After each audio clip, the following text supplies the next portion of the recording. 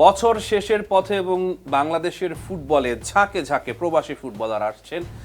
কারা কারা আসছেন এবং কাদের কাদের বাংলাদেশ জাতীয় দলে খেলার সম্ভাবনা রয়েছে, এই বিষয়গুলো নিয়ে কথা বলতে আমার সাথে রয়েছেন শেখ আশিক। আশিক, আপনাকে স্বাগত জানাচ্ছি। আপনাকে ধন্যবাদ পেয়ার। আমরা আলোচনা করব নিশ্চয়ই প্রবাসী ফুটবলার যারা আসছেন, এবং রহমান পেয়ার যেটা বলছিলেন, আসলে অনেক প্রবাসী ফুটবলার আসছেন যারা আসলে বাংলাদেশের বিভিন্ন দলে খেলবে। ব্যাপারটা দারুণ হচ্ছে পেয়ার। এই যে আপনার কাছে একটা লিস্ট রয়েছে, এদের মাঝে সবচেয়ে হাই প্রোফাইল কে? লিস্ট আসলে অনেক আছে এবং এখানে প্রোফাইল দিয়ে জাজমেন্ট করাটাও একটু টাফ, কারণ এখানে আপনার চোখের দেখা এবং ওভারঅল মিলে আসলে সে কেমন, এটা যেমন মিনহাস চৌধুরী আসছেন, এটা অনেকেই জানে না। আমি মনে করি যে মানে অধিকাংশ ফ্যান্সরাই জানে না মিনহাস চৌধুরীর ব্যাপারে। তিনি কোথায় থাকেন? মিনহাস চৌধুরী ইংল্যান্ড থেকে আসছেন, উনি স্ট্রাইকার, এবং শেষ ট্রায়ালে যে ট্রায়ালটা হয়েছিল, বাফুফের ট্রায়াল হয়েছিল জুনে যে ট্রায়াল হয়েছিল, সেই ট্রায়ালে 2টা গোল করেছিলেন মিনহাস, স্ট্রাইকার। তিনি কি বাফুফের রাডারে ছিলেন? রাডারে থাকা না থাকা এটা তো ভিন্ন, মানে যেহেতু গোল করেছিলেন নিশ্চয়ই আলোচনায় ছিলেন। তবে ব্রাদার্সের ম্যানেজার আমির খানের সঙ্গে আমার কথা হয়েছে, আসছেন তিনি। এবং মিনহাস চৌধুরী যেহেতু অনেক মানে ফিজিক্যালি স্ট্রং এবং হাইট অনেক ভালো, তিনি আসছেন ইংল্যান্ড থেকে। তো দুয়ে মিলে ব্রাদার্স ভালো দল করছে। এবং একই সঙ্গে আমরা যে দেখেছিলাম যে ব্রাদার্সে যোগ দিয়েছেন রিসেন্টলি, ট্রায়াল দিতে এসেছিলেন যমজ ভাই আশিক এবং অনিক, তারা দুজন জয়েন করেছে ব্রাদার্সে। সঞ্জয় করিম আছে, তিনিও জয়েন করেছেন। ক্যাপ্টেন জামাল ভুঁইয়া তো আছেনই। তো ব্রাদার্স মোটামুটি চাচ্ছে, দেখলাম যে মানে প্রবাসী যারা আছে, যারা পটেনশিয়াল, তাদেরকে এনে দল গঠন করতে। ইভেন ক্যাসপার হকের সঙ্গে ব্রাদার্সের কথা হচ্ছে। বাংলাদেশের ফুটবলের জন্য অবশ্যই ইতিবাচক একটা দিক। অবশ্যই ইতিবাচক। এবং জামাল ব্রাদার্সের ক্যাপ্টেন জামাল ভুঁইয়া ব্রাদার্সের ক্যাপ্টেন, এবং তার সঙ্গে এরা খেলবে। মোটামুটি গ্রুমিংটা ভালো হবে আমার কাছে মনে হচ্ছে। তো এদের সাথে ব্রাদার্সের যে পেমেন্ট, এটা কি রকম হতে পারে? এটা তো মানে বর্তমানের সিচুয়েশন বিচার করলে আহামরি খুব বেশি হবে না, কিন্তু মানে এদের ডেডিকেশনটাই আসলে আসল। যারা আসছে, এই সঞ্জয় করিম বলি, কিংবা আশিক অনিক বলি, বা মিনহাস চৌধুরী বলি, বা সামির মিয়া বলি, খুব বেশি অ্যামাউন্ট পাচ্ছেন না, মানে খুবই নামে মাত্র। তবে ব্রাদার্স এই সুযোগটা অন্তত তাদেরকে করে দিচ্ছে, এই জন্য অন্তত প্রশংসা করা উচিত তাদের সামর্থ্যের মধ্যে থেকে। যে তারা কি বাংলাদেশ জাতীয় দলকে টার্গেট করে আসছে? তাদের মূল লক্ষ্য এইটাই যে অন্তত বাংলাদেশের লিগে খেললে নিজেদের কোয়ালিটিটা আসলে দেখাতে পারবে। কারণ দেখেন যে আপনি সমিত সোম কিংবা হামজা চৌধুরীদের কোয়ালিটি দেখতে আপনার যাওয়া লাগবে না, আপনি জানেন। কিন্তু এই বাকি যারা প্লেয়ার আছেন, বা বিশেষ করে যারা ট্রায়ালে যোগ দিয়েছিলেন কিন্তু পরবর্তীতে সুযোগ পান নাই, তারা অনেকেই হয়তো বা ওই সময় মানে কোয়ালিটি শো করতে পারেনি। সময় স্বল্পতা ছিল, মাত্র 3 দিনের ট্রায়াল, একদিন ওপেন ছিল। মোটামুটি এসে ট্রাভেল করে মানে কেউ কাউকে চিনে না, বিভিন্ন ইস্যু আছে। তো সেই জায়গা থেকে এখন তারা চাচ্ছে যে মানে নিজেদের সামর্থ্য সর্বোচ্চটা দেওয়ার জন্য বাংলাদেশ মানে ফুটবল লিগে খেলে নিজেদের কোয়ালিটিটা দেখানোর জন্য তারা। সেক্ষেত্রে আমি যদি বলি, কিউবা মিচেলের কথা আপনি বলছেন, বিভিন্ন সময় বলে থাকেন যে বাংলাদেশের ঘরোয়া লিগে কিউবার খেলতে আসাটা তার ক্যারিয়ারের উপর নেতিবাচক একটা দিক। হ্যাঁ, কিউবারটা অবশ্যই নেতিবাচক দিক হচ্ছে। এদের ক্ষেত্রে কি হবে? আমি বলি, কিউবার যে কোয়ালিটি, সে ইংল্যান্ডের সেকেন্ড ডিভিশনে মানে সান্ডারল্যান্ডে অনূর্ধ্ব 21 দলের ছিলেন।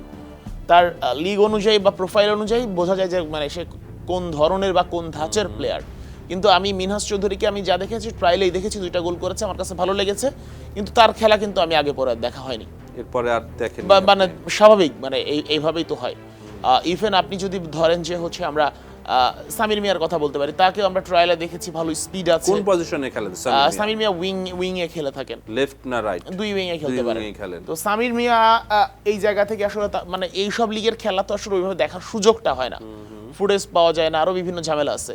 তো যে কারণে তারাও চাচ্ছে যে দেখিয়ে অন্তত যাতে যদি তাদের নিজেদের উপর বিশ্বাস আছে, এবং সেই বিশ্বাসের জোরে তারা আসছে, এবং তারা ব্রাদার্সের হয়ে খেলবেন বাংলাদেশ ফুটবল লিগে ব্রাদার্সের হয়ে খেলবেন। আপনি যেটা বলছেন, মিনহাস চৌধুরী, সামির মিয়া এবং আশিক অনিক অলরেডি জয়েন করে ফেলেছে। তাদের খেলা আপনি দেখেননি, কিন্তু আমাদের যে ফ্যানরা রয়েছে, তারা কি ঘরে বসে তাদের খেলা ঠিকমতো দেখতে পাবেন? যে কথা আমি এই শোতে আসার আগে আপনি যেটা বলছেন আমি আসলে বুঝতে পারছি। ঘরে বসে দেখাটা আসলে বর্তমান সিজনে খুব বেশি টাফ হয়ে গেছে। কারণটা কি? অত্যন্ত নিম্নমানের ব্রডকাস্টিং হচ্ছে এবার বাংলাদেশ ফুটবল লিগে। আমি একটা কথা বলি আপনাকে, মানে আমরা তো আসলে ব্রডকাস্টিং দেখি না, আমরা দেখলে খেলা মাঠে গিয়ে কভার করতে যাই। তো আমার কাছে একটা ম্যাচের ফুটেজ আসে আমার সামনে। তো প্রথমে আমার কাছে মনে হয়েছে এটা হয়তোবা মানে একই সিরিয়ালের, ধরেন যে 1-150 ছবি একসাথে করে ভিডিও করা হয়েছে, কাট কাট কাট কাট যাচ্ছে। পরে দেখলাম যে বিষয়টা এমন না, বিষয়টা হচ্ছে এটা স্থির ফুটেজই, কিন্তু এত বাফারিং, মানে এত নিম্নমানের ব্রডকাস্টিং সিস্টেম, যেটাতে আসলে ফ্যানরা বিরক্ত, একদম ত্যক্ত বিরক্ত হয়ে গেছে। কিন্তু ঘটনা তো আসলে উল্টো হওয়ার কথা ছিল, যেহেতু বাংলাদেশের ফুটবলে একটা হাইপ তৈরি হয়েছে, এখন তো এই প্রোডাক্টটা সেল করার কথা ছিল। অবশ্যই সেল করার কথা ছিল। দেখেন যে ফ্যানরা আজকে খবর রাখছে যে বাংলাদেশের ফুটবলের দলের স্পন্সর কে হচ্ছে, বাংলাদেশ ফুটবল লিগের স্পন্সর কে হচ্ছে, সেই খবর ফ্যানরা রাখছে। সব তথ্য তারা জানে। এরপরে হচ্ছে লিগের আজকে কার ম্যাচে কেমন করবে, কে কেমন করলো, কে কতটুকু এফোর্ট দিতে পারলো, কেন কিউবা মিচেলকে আজকে বসুন্ধরা কিংস খেলানো না, সব বিষয়ে আলোচনা হয়। তো সেই জায়গা থেকে আসলে ফ্যানরা সবকিছু ফলো করে। তো তখন যদি এই অবস্থা হয়, তাকে মানে কিভাবে দেখবে? আমি আসলে বাংলাদেশ ফুটবল ফেডারেশন এখানে কি বলছে, তারা আসলে তো বলেছিল 4 ক্যামেরায় খেলা দেখাবে, কিন্তু খেলাচ্ছে দুই ক্যামেরা বা 1 ক্যামেরা। মানে আপনি ক্যামেরা 100টা ইউজ করলেন কিনা, এটা আসলে আমার ম্যাটার করে না। আমার ম্যাটার করে হচ্ছে আমি যে ব্রডকাস্টিং চাচ্ছি, যে ধরনের কোয়ালিটি টেলিকাস্ট চাচ্ছি, সেটা আমি পাচ্ছি কিনা। ন্যূনতম না। ইভেন আমি যদি বলি যে আমার হাতে যে ধরেন যে ফোনটা আছে, এই ফোনটা নিয়ে যদি আমি আমার ফেসবুক পেজে লাইভ করি, এর চেয়ে ফার বেটার ব্রডকাস্টিং হবে। আচ্ছা, আর এখন ফোনে আসলে লেন্সও ইউজ করা যায় পেয়ার। তো সেই জায়গা থেকে আমি যদি আমার ফোনে একটা লেন্স ইউজ করে এই লাইভটা করি, আমার কাছে মানে আমি গ্যারান্টি দিব যে ব্রডকাস্টিং হচ্ছে তার চেয়ে ভালো হবে। অর্থাৎ এটা বাফুফে নিজের অর্থায়নে দেখাচ্ছে খেলাটা, মানে সে যে মানে বাংলাদেশ ফুটবল ফেডারেশন তো দেখাচ্ছে, নিশ্চয়ই কাউকে না কাউকে দিয়েছে। মানে এই আলোচনা আসলে অন্য জায়গা, কিন্তু আমার কাছে মনে হচ্ছে যে বাংলাদেশ ফুটবল ফেডারেশনের আয়োজন দেখাচ্ছে, বা বাফুফেরই তো প্রোডাক্ট, খেলাটা ধরেন যে অন্য একটা সংস্থায় দেখাচ্ছে, কিন্তু তাদেরকে কে দিয়েছে? বাফুফে দিয়েছে। অবশ্যই এই দায়টা বাফুফের অবশ্যই আছে যে আমি কাকে দিচ্ছি, সে কি দেখাচ্ছে, এবং এই দেখানোতে আসলে ভক্তরা কতটা বিরক্ত হচ্ছে, এটা বাফুফের দেখা উচিত। তো বাফুফের কর্মকর্তা যারা রয়েছেন, তাদের কানে তো এইসব কথা অবশ্যই যাচ্ছে, নিশ্চয়ই তারা কাজ করছে। ব্যবস্থা নেওয়া হচ্ছে কিনা আমি জানি না, তবে এখন পর্যন্ত ব্রডকাস্টিং এ আমি কোনো ব্যবস্থা দেখিনি। যে নিম্নমানের ব্রডকাস্টিং ছিল সেটাই আছে। আচ্ছা, আপনি প্রবাসী ফুটবলারদের কথা বলছেন, আমরা আবারও সেই প্রসঙ্গে ফেরত আসি। আর কোন কোন প্রবাসী ফুটবলার রয়েছে? ক্যাসপার এই বছর হয়তোবা চলে আসবেন, মানে সেকেন্ড লিগে, অথবা এই বছর না আসলে সামনের লিগে চলে আসবেন ক্যাসপার হক। এরপরে হচ্ছে আরো অনেকেই আছে যারা আসলে খেলে গেছে, জায়ানদের সঙ্গে ছিল অনেকে। আমরা ইয়াকে নিয়ে মিনহাজ চৌধুরীর তো চলে আসছে। এরপর ইমান আলমেরকে কথা হচ্ছিল ফুটবলে, কিন্তু ইমান আলম ফাইনালি ফুটসালের একদম মূলধারার সুযোগ পেয়ে গেছে। সে বাংলাদেশের হয়ে এএফসি খেলবে ফুটসালের, তো এইটাও নিশ্চয়ই ভালো খবর। এরপরে আরো অনেকেই আছে। ইফাজ আবেদ খেলেছিল, ইন্টারভিউ করেছেন, আমি সুলিভানদের দিয়ে একটু কথা বলি। ইফাজ আবেদের কথা একটু বলছিলাম। ইফাজ আবেদও খুবই ভালো প্লেয়ার এবং ইমান আলমের কাজিন। সে হচ্ছে ইমান আলমকে ওই যে ফুটসালে যে সুযোগ পেয়েছে, খুবই অসাধারণ ফুটবলার, মানে অসাধারণ ফুটসালেই খেলবে, জাতীয় দলের রিপ্রেজেন্ট করতেছে, একদম মূল ন্যাশনাল টিম। এবং এএফসির একটা টুর্নামেন্ট খেলছে, বা এফসি না দুঃখিত, সাফের টুর্নামেন্ট খেলছে, নারী এবং পুরুষ দল একসাথে যাচ্ছে, তো সেখানে ভালো। ইফাজ আবেদের কথা বলছিলাম। ইফাজ আবেদের হচ্ছে ইনজুরি হয়েছে, এসিএল ইনজুরি, যে কারণে ইফাজ আবেদকে আপাতত পাওয়া যাচ্ছে না। তার বাংলাদেশি পাসপোর্ট আগেই হয়েছে, ইমানের সাথে একই টাইমে হয়েছে। সুলিভানের কথা বলছিলেন, কাভান সুলিভানের কথা আপনি ইন্টারভিউ করেছেন। আমি আসলে সরাসরি আমার ইন্টারভিউ করার সুযোগ হয়নি। কাতারের ফটো সাংবাদিক, বাংলাদেশি ফটো সাংবাদিক নাহিদ ইসলাম আছে, উনি আমার জন্য ইন্টারভিউটা করেছিল, যদিও মানে রেস্ট্রিকশনের কারণে খুব বেশি প্রশ্ন আমি দিয়েছিলাম, খুব বেশি সময় আসলে দিতে পারেন নাই। কাভানকে আসলে ওইখানে যারা গাইডলাইন্স ছিল, গাইডলাইনের কারণে নিয়ে যাওয়া হয়েছে। তবে কাভান যেটা বলেছে সেটা হচ্ছে তার পরিবার বাংলাদেশকে অনেক ভালোবাসে, অনেক পছন্দ করে, কিন্তু তার আসলে বাংলাদেশের হয়ে ইন ফিউচার কখনোই খেলার কোনো সম্ভাবনা নেই। কাদের আছে তাদের ভাইদের মাঝে? রেনান এবং ডেকলান সুলিভান, তারা দুই ভাই বাংলাদেশে আমরা অনেক দিন ধরে শুনছি। কাগজপত্রের কাজ এই বছরে হয়ে অক্টোবরে হয়ে যাওয়ার কথা ছিল, নভেম্বর চলে গেল, ডিসেম্বর চলে গেল, এখনো হয়নি। তবে বাফুফের সহসভাপতি ফাহাদ করিম আশ্বাস দিয়েছেন যে হবে, সামনের বছর আসবে তারা। এটাই আসলে টার্গেট তাদের, বাফুফের টার্গেট এটাই যে হচ্ছে 26-এ কোনো একটা টুর্নামেন্টে তাদেরকে ইন্ট্রোডিউস করার টার্গেট। বয়সভিত্তিক দলে খেলবে, বয়সভিত্তিক দলে অবশ্যই। এবং তাদের বাবাও আসলে চান না যে ছেলেরা সরাসরি জাতীয় দল বা একদম টপ লেভেলের টিমে খেলুক, তারা এইজ লেভেল হয়ে তারপরে মেইন টিমে আসুক। নিলয়ের আপডেটটা কি? নিলয় ফন্টার প্লয়, তার সঙ্গে এখনো বাফুফে আসলে ওইভাবে যোগাযোগ করছে না, কিন্তু নিলয়ের সঙ্গে আমার বাই থ্রু কথা হয়েছে। সে বাফুফে কেন যোগাযোগ করছে না, আমি তো এটা তো বাফুফে জানে, আমি তো বলতে পারবো না। বাফুফে কেন যোগাযোগ করছেন এটা তাদের ব্যাপার, বাট নিলয় একজন পোটেনশিয়াল ফুটবলার, আলটিমেটলি তাকে ডেকে ক্যাম্পে ডেকে তার কোয়ালিটি তাহলে আমাদের যদি কোয়ালিটি নিয়ে যে নেদারল্যান্ডসের সেকেন্ড ডিভিশনে যদি মানে কোয়ালিটি নিয়ে সন্দেহ থাকে এনে আমরা আবার খেলা দেখি, ট্রায়াল নিই ন্যাশনাল টিমের সাথে রেখে বা অনূর্ধ্ব-23 দলের সঙ্গে। নিলয় কি বলছে? নিলয় আপনি কথা বলেছেন? খেলতে খুবই আগ্রহী। আমার সাথে হয়তো বা নিলয়ের সঙ্গে 2-1 দিনের মধ্যে কথা হবে, মানে ভায়া কথা হয়েছে। নিলয় খুবই আগ্রহী বাংলাদেশের হয়ে খেলতে। তিনি কোন পজিশনে খেলেন? Midfielder midfielder. এবং খুবই ইয়াং নিলয়। বয়স কত? বয়স মানে 20-এর কাছাকাছি আগে পরে, আচ্ছা। এক্স্যাক্টলি এই মুহূর্তে আমার খেয়াল নাই, বাট নিলয় খুবই ইয়াং, নেদারল্যান্ডসে খেলে। সামনের বছরে তার কি আসার সম্ভাবনা আছে বাংলাদেশে? এমন কিছু শুনেছেন? বাফুফে যদি চায় তাহলে সম্ভাবনা আছে, বাফুফে যদি চায়। এখন তো ফেডারেশনে চাইতে হবে, এই হচ্ছে বিষয়। এখন প্লেয়ার তো ধরেন যে আরো অনেকেই আছে, রিকুতা হাসামুতো আছে, সে তো আসলে দুর্দান্ত প্লেয়ার, জে লিগে খেলছে সে হচ্ছে। যদি কিন্তু জাপানের সিস্টেম হচ্ছে জাপানের নাগরিকত্ব ছাড়তে হবে আপনার, তারপরে হচ্ছে অন্য দেশের নাগরিকত্ব কি তিনি নেবেন নাকি? মানে আমার মনে হয় যে বর্তমানে যে সিচুয়েশন এগুলো দেখে না নেওয়ার সম্ভাবনাই বেশি। কি রকম সিচুয়েশন? আরহামের কথা বিবেচনা করে? হ্যাঁ আরহামের কথা, হ্যাঁ আরহামের আলোচনায় আসলেন। আরহামকে আসলে যে কি বলবো, মানে আরহামকে হারানোটা হচ্ছে জাপানের নাগরিকত্ব ছেড়ে দিলেন বাংলাদেশ জাতীয় দলে খেলার আশায়, কিন্তু শেষ পর্যন্ত বাংলাদেশ জাতীয় দলে তার সুযোগ খেলা পাবেন, হলো না। কিন্তু আরো পারিপার্শ্বিক বিভিন্ন ইস্যু আছে যে কারণে আসলে একজন জাপানের নাগরিকত্ব কেন ছাড়বেন বাংলাদেশের নাগরিকত্ব নেওয়ার জন্য? মানে আপনাকে যদি এই অপশন দেওয়া হয় আপনিও নিশ্চয়ই নেবেন না যে আমি জাপানের নাগরিকত্ব ছেড়ে দেব। আপনার যদি ডুয়াল সিটিজেনশিপের সুযোগ থাকতো তখন ব্যাপার ছিল, তো জাপানে যেহেতু ইন্ডিয়ার মতো এবং একটা দেশের আরহামের নাগরিকত্ব। যে ঘটনাটা সেটা আসলে একটা নেতিবাচক বার্তা পৌঁছে দিয়েছে প্রবাসী ফুটবলারদের কাছে। হ্যাঁ আপনি কি আরহামের বলবেন? সঙ্গে একই সঙ্গে ইউসুফও হচ্ছে আন্ডার-16 এর সুযোগ পেয়েছে সুইডেনে। তো ইউসুফও কিন্তু ট্রায়াল দিয়ে গিয়েছিল, তখন তাকে বাছাই করা হয়নি। সেই ছেলে অনূর্ধ্ব-16 দলে সুইডেনে হচ্ছে সুযোগ পেয়েছে। তো এখানে তো মানে একটা বিষয় আছে যে আমি আসলে কোয়ালিটি কারা বাছাই করছে বা কারা যাচাই বাছাই করছে। এখন তো আসলে প্রশ্ন উঠে যাচ্ছে যে যারা বাছাই করার দায়িত্বে আছে তারা কি আসলে রত্নগুলোকে চিনতে পারছে কিনা? এই যে মানে বললো যে ট্রায়ালের পরে যখন হচ্ছে ইউসুফ অনূর্ধ্ব-16 দলে সুযোগ পেল, তখন বাফুফে থেকে বলা হলো যে আমাদের একটা ছেলেকে পছন্দ হয়েছিল ইউসুফ, সে তো সুইডেনের সুযোগ পেয়ে গেছে। তো এর আগে নেয়নি? আগে নেয়নি, যখনই সুযোগ পেয়ে গেল তখন এটা বললো। মানে এইগুলো আসলে খুবই কষ্টদায়ক, লেইম এবং কষ্টদায়ক। মানে যারা বাংলাদেশে ধরেন যে আমি গণমাধ্যম কর্মী বা আমি সাংবাদিক, তার আগে আমি বাংলাদেশের ফুটবল ফ্যান, আমি চাইবো যে বাংলাদেশের ফুটবল ভালো করুক। কিন্তু আমি যখন দেখবো যে আমার দেশের ছেলে আরহামকে নিয়ে অস্ট্রেলিয়া খেলাচ্ছে এবং আমরা হা করে তাকিয়ে আছি, আমার উঠানে ছিল, হ্যাঁ আমার উঠানে ছিল, আমার দেশে এসে ম্যাচও খেলে গেছে আগে অনূর্ধ্ব-17 হয়ে, এবং সেই সময় আবার আরহামকে নিয়ে সিন্ডিকেটও করা হয়েছে। আরহামকে বল দিস না, মানে বল দেয়া হয়নি, দিস না তো না দেয়া হয়নি। কি ফুটবলারদের মাঝে ছিল নাকি কোচরাও নির্দেশনা দিয়েছেন যে মানে আরহামকে বল দিও না? এটা তো আসলে আমি বলতে পারবো না কোচরা নির্দেশনা দিয়েছিল কিনা, কিন্তু আমরা যারা লাইভ স্ট্রিম খেলা দেখেছি সব ফ্যানরা দেখেছে, বোঝা গেছে যে একদম মানে পরিষ্কার বোঝা গেছে ইচ্ছা করে আরহামকে বল দেয়া হচ্ছে না। এবং সেই আরহাম আজকে অস্ট্রেলিয়া অনূর্ধ্ব-18 দলের হয়ে খেলছে, স্পেনের হয়ে মানে স্পেনের বিপক্ষে খেলেছে, জাপানের বিপক্ষে খেলেছে, যে স্পেন দলের বার্সেলোনার মানে মেইন টিমে অভিষেক হওয়া প্লেয়ারও খেলেছে, সেই তাদের বিপক্ষে খেলেছে আরহাম। মানে আপনি তাহলে এখন স্ট্যান্ডার্ডটা আসলে বোঝাচ্ছেন যে কাদের সাথে খেলছে সে, এমন একজন প্লেয়ার আমাদের হতে পারতো।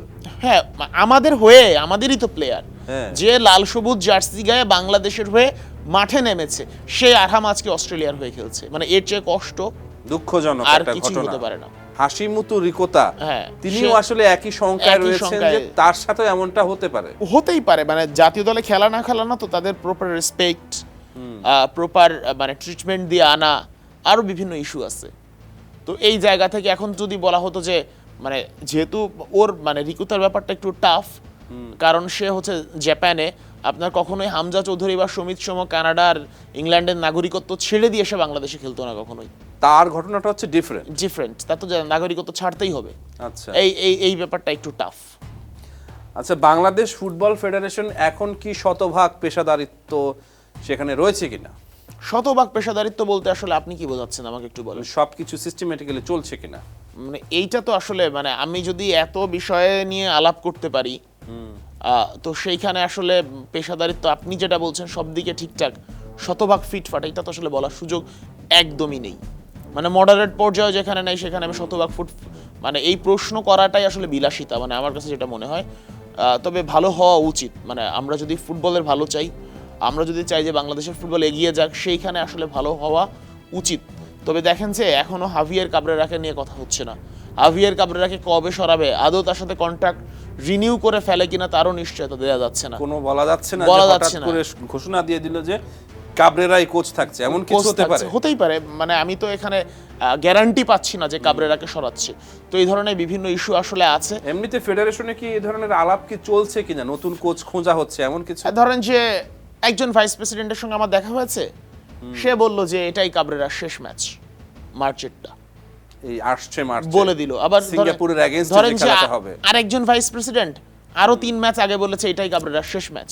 মানে এর আগে যেগুলো ম্যাচ খেলেছে হ্যাঁ, বাংলাদেশ, এই 3 ম্যাচ আগেও বলা হয়েছে এটাই কাবরেরার শেষ ম্যাচ। তাহলে আমি আসলে কার কথা বিশ্বাস করব?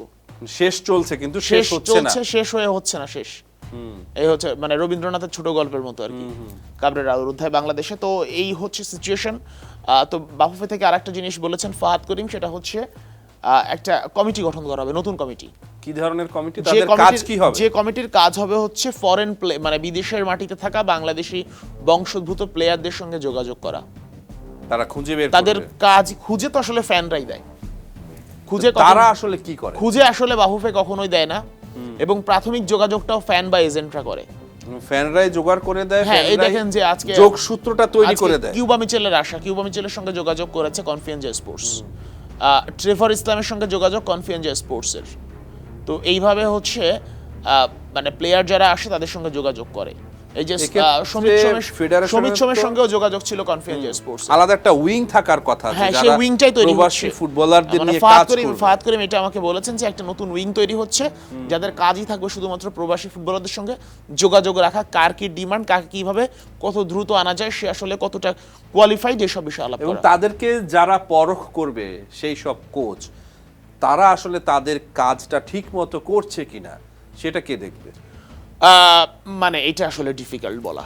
দেখেন, আমাদের যে 2টা ম্যাচ হয়েছে, মানে চরম বিতর্কিত একটা টুর্নামেন্ট, লাতিন বাংলা টুর্নামেন্ট, এইখানেও কিছু ভালো দিক দেখা গেছে। আমরা মানে টুর্নামেন্ট দেখেছি বা ম্যাচ দেখেছি, বাংলাদেশ একটা ম্যাচও জিততে পারে নাই। বাংলাদেশ ন্যাশনাল টিম তো না, যাও বাংলাদেশের প্রতিনিধিত্ব করেছে, অনেকেই খেলেছেন, প্রবাসী ফুটবলাররাও ছিলেন, দেশীয় অনেকে ভালো খেলেছেন। তো সেই জায়গাতে ধরেন যে ভালো হলে প্রশংসা। যেমন কোচ ছিলেন ইমরুল হাসান, এবং কোচরা ওনার কোচিং কিন্তু প্রশংসা হয়েছে, যথেষ্ট বিল্ড আপ খেলিয়েছেন, টিম গুছিয়ে খেলিয়েছেন। ভালো করলে সবাই বলবে, আপনি প্রশংসা পাবেন। একই সঙ্গে ইন্টারভিউ আমি নিয়েছি, অনেক ইন্টারভিউ দিয়েছে, সেখানে প্রফেশনালিজম যথেষ্ট দেখা গেছে ইমরুল হাসানের। তো কেউ যদি ভালো করে আমি তার প্রশংসা করবই, তো আবার কেউ যদি খারাপ করে আমি সমালোচনা করবই, এটাই তো স্বাভাবিক। এবং যে আরহামের বিষয়টা বলছিলেন, কোচ সাইফুল বারুদ টিটু, তার বিষয়ে বলছিলেন আরো একটা শোতে আপনি, তো টিটুর যে ভূমিকাটা ছিল আরহামের পেছনে, সেটা নিয়ে আসলে বাফুফেতে কোনো কথা কি হয়েছে কিনা এই পর্যন্ত? বাফুফে এই বিষয়ে আসলে কথা বলতে চায় না, মানে তারা কোনো কিছু পরিষ্কার করছে না এখন। তারা আসলে তো পরিষ্কার করে দেয়া উচিত, মানে পরিষ্কার হয়তো বা করবে না, বা করবে জানি না। আরহামের বাবার একটা ইন্টারভিউ হয়তো বা দেখেছি আমরা, যে ইন্টারভিউতে আরহামের বাবার অন্য একটা, মানে সোশ্যাল মিডিয়ায় আমি একটা ইন্টারভিউ দেখেছি।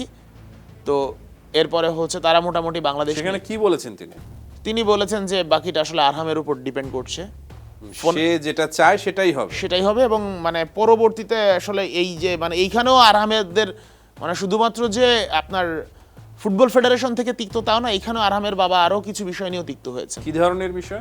যেন বাংলাদেশের গণমাধ্যম কর্মীদের সাথেও তিক্ত হয়েছেন। এটা কি কোন ঘটনার? এই যে আরহামের ইন্টারভিউর যে কথা বললাম আমি, মানে আসলে ফোন রেকর্ড বা সামথিং, আরহামের বাবা বলছে যে বাংলাদেশের সাংবাদিকরা ফোনে কথা বলে অনুমতি না নিয়ে ওইটা আবার নিউজ করে দেয়, মানে ওইটা কল রেকর্ডটা নিউজ করে দিচ্ছে অনুমতি ছাড়া। মানে এটাও কিন্তু একটা তিক্ততা, বিরূপ একটা ধারণা, বিরূপ একটা, মানে ফুটবল ফেডারেশন, গণমাধ্যম কর্মী সব মিলে আসলে তিক্ত অভিজ্ঞতা। আচ্ছা, সব মিলিয়ে আরহামের বাংলাদেশ জাতীয় দলের খেলার সম্ভাবনা কি এখনো রয়েছে কিনা? অবশ্যই রয়েছে। আপনি আরহামের সাথে যোগাযোগ করেন, মানে আপনি যদি ফুটবল ফেডারেশনের দায়িত্বরত জায়গা থেকে যোগাযোগ করেন, তাকে বোঝাতে হবে, বোঝানোর কিছু নাই। তার পরিবার এখনো চায়। শোনেন, একটা কথা বলি, আপনি রহমান পেয়ার ধরেন যে দেশ চলে গেলেন, প্রবাসে কোনো একটা জায়গায় আছেন, খুব ভালো আছেন, কিন্তু আপনি শেকড় কখনো ভুলতে পারবেন না। আপনার ছেলে যদি ভালো ফুটবল খেলে, যত ভালোই খেলুক, আপনার মাথায় প্রথমেই আসবে যে সে আমার দেশের হয়ে খেলুক। বাংলাদেশের হয়ে হ্যাঁ, এবং ছেলে যখন বাংলাদেশের হয়ে খেলবে, আপনি বাবা তখন মাঠে এসে খেলা দেখবেন এবং আপনার মানে দর্শকরা আপনার সাথে ছবি তুলবে, কথা বলবে, অন্যরকম গর্বের। পৃথিবীর আর কোনো দেশে মানে ওই আরহামের বাবা অন্য যে দেশের হয়েই খেলুক, অস্ট্রেলিয়ার হয়ে খেলুক, ওই রেসপেক্টটা ফ্যানদের কাছ থেকে কখনো পাবে না। তারাও এটা চায়। অনুভূতিটা বাবার মনে আসবে, বাবার মনে অবশ্যই আসবে। আপনি নিজের জায়গা থেকে চিন্তা করে দেখুন, আপনার মনে মাথায় ফার্স্ট আসবে যে আপনার ছেলে যতই ভালো খেলুক, আমার ছেলে আমার দেশের হয়ে খেলুক, অন্তত ছেলের বাংলাদেশের হয়ে খেলার অজুহাতে হলেও আমার বাংলাদেশে যাওয়া হবে, দেশের মাটিতে পাড়া দেওয়া হবে। তো এই ড্রিম আসলে সবার মধ্যেই থাকে, কিন্তু আলটিমেটলি আমি যে আছি আমার জায়গা থেকে, আমাকে অপোজিট সাইড থেকে কি ট্রিটমেন্ট দেওয়া হচ্ছে সেটার উপর আসলে অনেক কিছু নির্ভর করে। প্রাপ্য সম্মানটা দেয়া হচ্ছে কিনা এটার উপর অনেক কিছু আসলে নির্ভর করে পেয়ার। আচ্ছা, আর কোন কোন ফুটবলার রয়েছেন যারা নতুন করে আসছে বাংলাদেশে? ফুটবলার আসলে অনেকেই আছে, 30 বা 40-45 জন ট্রায়াল দিয়ে গিয়েছিলেন। সাইফ কেরাওয়ালার কথা আসলে অনেক দিন ধরে সামাজিক মাধ্যমে হচ্ছে, একজন গোলকিপার, 6 ফিট 3 বা 4 ইঞ্চি লম্বা, তো হাইট খুবই ভালো। তো সাইফের বিষয়ে আসলে কথা বলেছেন, বাহুফের সঙ্গে কথা হয়েছে, কিন্তু তাদের দিক থেকে আসলে টেকনিক্যাল কমিটি থেকে বা টেকনিক্যাল টিম থেকে রেসপন্স আসলে পাওয়া যায়নি, এটা সত্য। তো এই সব জায়গা থেকে প্লেয়ার অনেক আছে, আরও অনেক আছে। মানে আমি তো ধরেন যে প্লেয়াররা আসলে প্লেয়ারদের বাবাদের সাথে আমি কথা বলি, তাদের কাছ থেকে জানার চেষ্টা করি যে, তার কারণ সবাই কিন্তু গার্জিয়ানরা মাঠে নিয়ে যায়, যে আমি জানার চেষ্টা করি, পরিবার সহ যায়, মাঠে যায়, আমি জানার চেষ্টা করি যে আপনার ছেলে তো ওইখানে খেলে, এদের মানে এমন আর কত বাংলাদেশি প্লেয়ার ওইখানে দেখেন, কারণ যে ট্রায়াল দিতে আসলে সব মিলে 40-50 জন, এমন আর কতজন দেখেন? বলে অনেক আছে, অনেক ভালো ভালো ফুটবলার আছে, সবাই আসলে সাহস পায় না আসতে। কি জন্য সাহস পায় না? সাহসটা এই যে অব্যবস্থাপনা। তারপরে ধরেন যে আমি সমিত সোমের কথা বলি, সমিত সোমের মতো প্লেয়ার যদি এসে বেঞ্চে বসে থাকতে হয়, সেখানে অন্যজন কিভাবে সাহস পাবে খেলার? এটা একটা বলছেন আপনি, একটা এক্সাম্পল দিলাম যে সমিত সোমকে আরহামেরটাও রয়েছে। সমিত সোমকেও এসে মানে ম্যাচে আপনার গেম টাইম অনেক সময় বসে থাকতে হচ্ছে, ফার্স্ট 11-এ নামতে পারছে না। তো সেখানে অন্যরা আসলে কোন জায়গা থেকে সাহসটা দেখাবে? এই ক্ষেত্রে এর সমাধান কি হতে পারে? সমাধান আসলে স্বচ্ছতা, জবাবদিহিতা। আজকে আপনি জবাবদিহিতার জায়গা থেকে যদি বলি, বাংলাদেশ ফুটবল ফেডারেশন ধরেন যে লাতিন বাংলা টুর্নামেন্ট নিয়ে নিজেদের দায় একদম এড়াতে চাচ্ছে, সেখানে তাদেরও দায় আছে। এই যে প্লেয়ারগুলো, অন্তত দেশি যারা প্লেয়ার, আমাদের যারা প্লেয়ার, এদের পুরো দায়িত্ব ছিল বাংলাদেশ ফুটবল ফেডারেশনের, মানে আয়োজক যারা, তারা যখন দলটা করেছে আমার তো অবশ্যই দায়িত্ব আছে, তারা তো কোনো প্লেয়ারের দায়িত্ব নেয় নাই, প্লেয়াররা নিজেদের টাকায় টিকিট কেটে গেছে। তো এই দায়গুলো আসলে এড়ানোর একদমই সুযোগ নেই, এগুলো আসলে মানসম্মান নষ্ট করে। লাতিন বাংলার যারা আয়োজক, তারা তো বাংলাদেশের হয়ে যারা খেলতে এসেছে তারাও নিজের টাকা দিয়ে পরে ফেরত গেছে।